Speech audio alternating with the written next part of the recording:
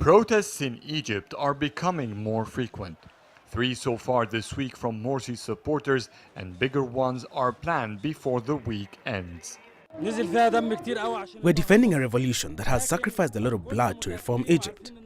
We were sure that the conspiracy would be huge, but unfortunately, President Morsi did not want to show the power he had in the streets.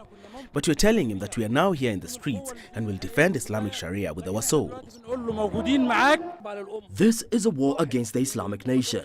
President Morsi was elected, so he must be reinstated. Nothing else. We won't recognize Baradei nor the interim Prime Minister Biblawi. All we know is that Morsi is the true president. Their demands have been well known since Morsi was ousted and detained earlier this month. But the army-backed interim government has dismissed calls from the Muslim Brotherhood for Morsi's reinstatement.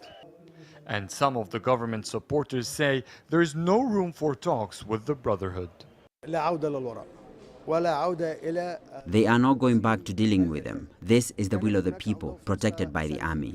Not just one stream like the Brotherhood. They are escalating in violence, and even in Sinai. Terrorism attacks are rising. We will not be subject to such threats. Leaders of the Muslim Brotherhood announced that they will step up the protests to peak on July 25th, or Ramadan 17th as they have named it. They've told their supporters that by then, Morsi will be back among them, and the attacks in Sinai will stop within a day of his release. The Muslim Brotherhood's escalation hasn't started yet.